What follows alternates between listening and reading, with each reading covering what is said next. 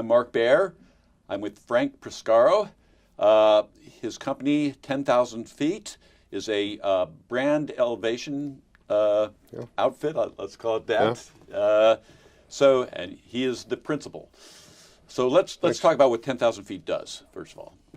Well, the 10,000 Feet is about creating brand strategy for companies. And what I mean by that is that every company needs a story about why they should have a right to exist, why they're important, what it is they do that makes a difference. And that needs to be articulated in a clear and consistent way. So it seems obvious, and it's not. It seems obvious, and it's not at all. Yeah. So how do you describe what you do when you enter when they hire you, and what do you do? How does it work?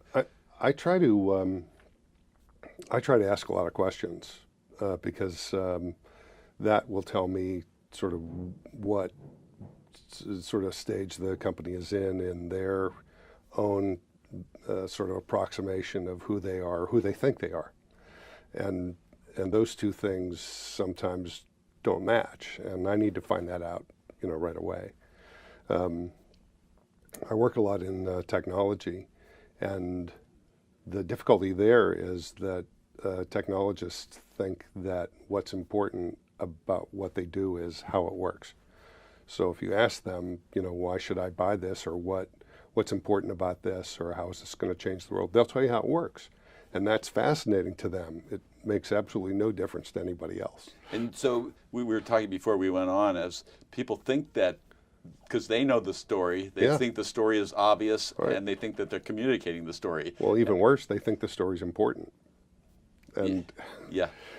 How it works is, there may be, some automagical way that, this stuff does what it does, but everybody has technology. That's kind of the coin of the realm. So.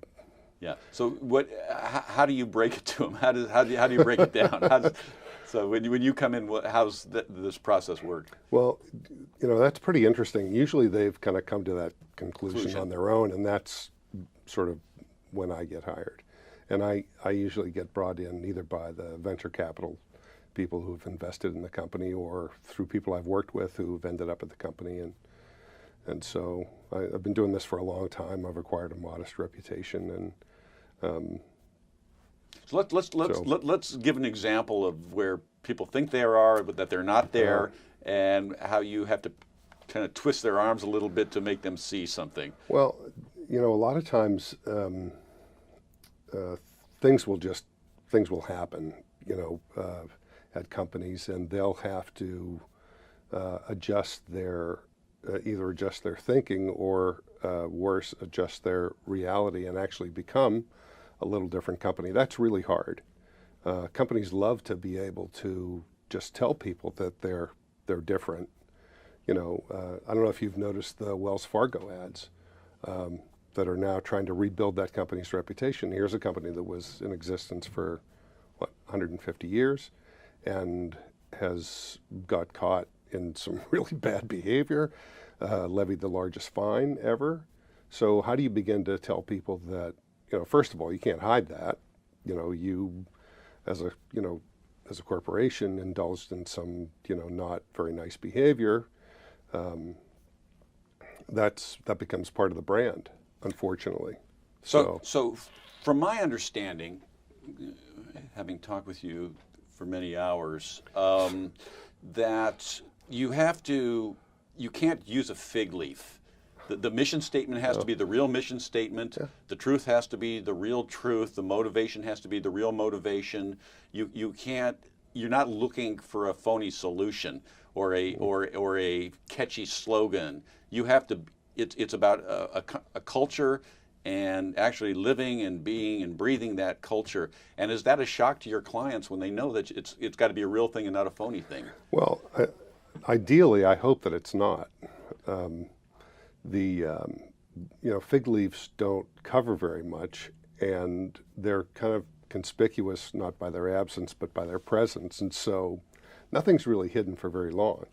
And I just try to encourage them to in my experience, most of these companies they're good. They have good intentions. They build good products.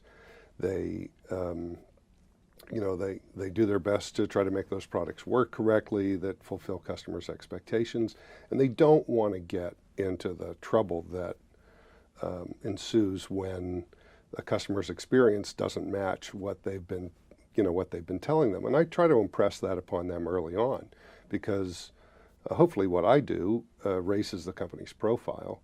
And if we do that at a point where either the company is too immature for that, or the products, turns out, that it doesn't work, sort of down the road, that creates a big problem, because you've now created a lot of interest in something that will, when something untoward happens, only will accelerate the company's demise. What are common misconceptions when you walk into a situation? The most common misconception is that the brand is something like akin to decorating the lobby, right? That it's sort of this, superficial thing that, that you have to spend money on, and it's not really of any, consequence. It's really more like window dressing, and really nothing could be, further from the truth. The brand is really an articulation of what customers can expect from doing business with you, and that expectation is powerful. That's the kind of the beginning of how trust is built. You say to somebody, well, I'm going to do this for you, or I'm going to make your life easier in this way, or this is going to this product is going to do this, and people extend themselves. They exchange money for that promise, and then if that doesn't fulfill that, the expectation you created, then you've got problems. The other thing that companies sometimes think is that the brand is really the province of the marketing department. Marketing. Oh, let's talk about that, because brand and marketing aren't the same thing. No, they're not, but they're closely related. And the thing that I learned really early on, I was involved in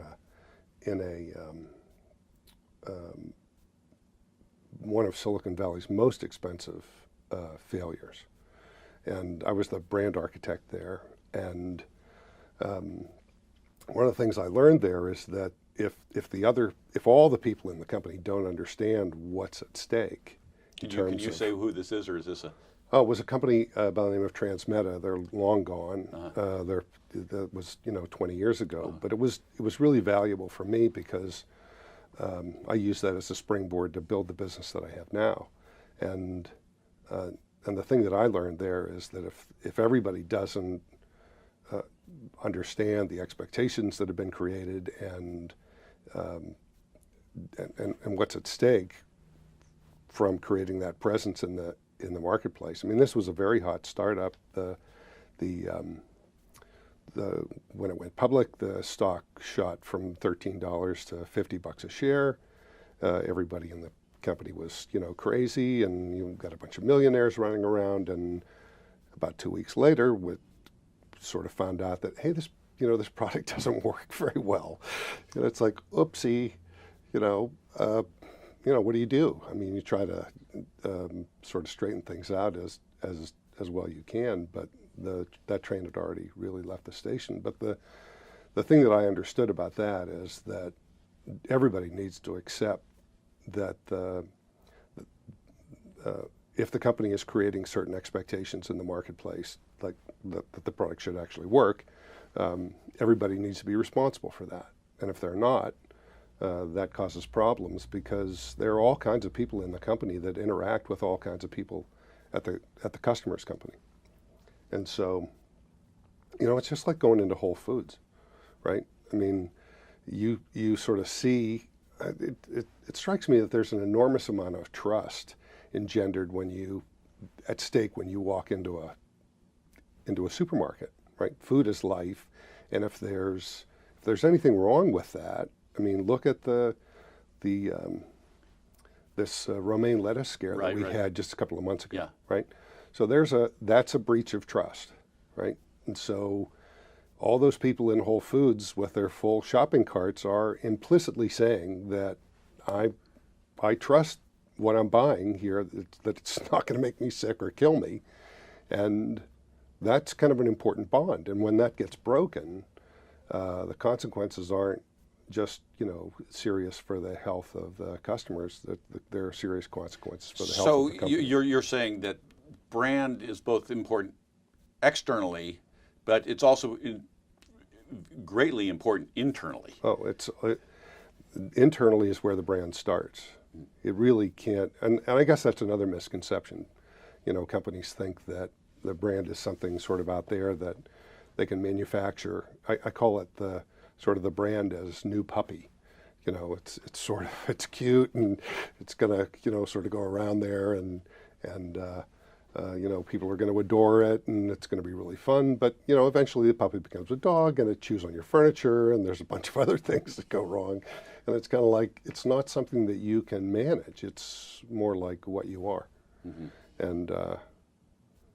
And that's endlessly fascinating to me. What's the most difficult part of it, what you do? Well, I think the most difficult part of it is actually getting people to really get the entire company kind of pointed in the same direction, and that's really where a strong company leader comes in. The personality of a company and a lot of the brand attributes come from the people that run it, and you see this every single day in these high profile CEOs, right? And they embody a lot of what the company is all about. And so, getting them to understand that, their words, their actions, who they are, how they come across, have consequences. All those things have consequences.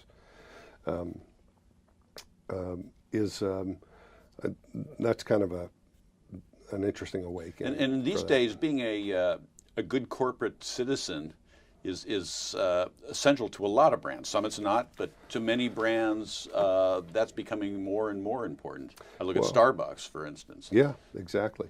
There's an interesting, I think, current of accountability running through the corporate world these days, and you see examples of companies embracing it and companies getting caught up by it. There was a fascinating example just a couple of days ago with an Uber driver who kicked two women out of the backseat of his car because they were kissing. What's interesting about that is that Uber has guidelines that you shouldn't be making love in the back seat of the Uber while it's driving. There's corporate policy against that. But so how did this cross the line? Was it, was the driver within his rights to stop the car and kick those two women out? So that's going to unfold, and that's nowhere near being, completed. There was another thing that happened with Google just about a week ago. They were involved in a defense project where they were using AI to improve the targeting of drones. And one of the leaders of the AI technology development at Google sent out a memo a few months ago, back in March, saying, do not under any circumstances mention what we're doing or AR. The media will go crazy and people will be all up in arms. And of course she was right. The memo got leaked. The media went crazy. Everybody went up in arms. Google employees protested. Some even resigned over this. But there's an interesting issue here. Using AI to improve the targeting of drones, is that a bad thing or a good thing? Because there's a tent out on the outskirts of town where people are dancing around outside shooting their guns in the air, and that tent may be full of ISIS fighters, or it may be a wedding party. You want to be able to tell the difference, and so the technology is, the technology is going to be developed. It's just a matter of so basically, with a good brand, and I use Starbucks because all companies are going to get into trouble, but I see what happens with the the Starbucks where they got in trouble. They had to do very quick, did Yeah. training, Yeah. jumped on it, and because it was in their DNA. So brand becomes DNA is kind of what you're saying. Well, to I me. think it's an expression of DNA, Yes. and it's I think companies get into trouble when when their actions don't match who they really are. And I think in this case that you brought up, Starbucks really showed that their commitment to social consciousness is not just lip service. They closed all 8,000 plus stores, and trained everybody in how they were going to behave and how they wanted people to behave, and that's a huge that's a huge deal, and it just reinforces what they had been saying to people. So you're also a photographer in our last remaining time, and how does that overlap with your other work? Because I know you've integrated this. Yeah, in my photography, the most important thing for me is to keep an open mind, and to to go out there and shoot. I don't always know what I'm going to find. Sometimes I go out for a specific purpose to find a particular shot. You're really lucky when that happens. But I think that the willingness to be open to the creativity of that, even if it's a little uncomfortable, is absolutely essential to getting things that are surprising, not just to you, but the people who are looking. Mm-hmm. And I think that openness, that kind of creative transparency, is essential for companies as well.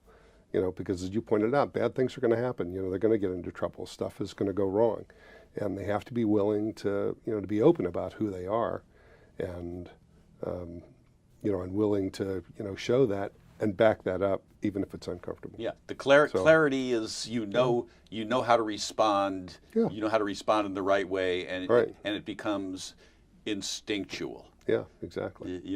A good company reacts instinctually, and you trust them over their misdeeds. Well, yeah, because they've been consistent about that, right? Yeah. They've been consistent in their in the way they respond. And companies, to various things. And companies don't really understand all of this going in. They don't, but they learn pretty quickly. Pretty quickly. Anyway, we're already out of time. I'm with Frank Priscaro. His company is 10,000 Feet. You can find it online. I'm Mark Baer. You're watching the YourTown television program, and we'll be back. Thank you.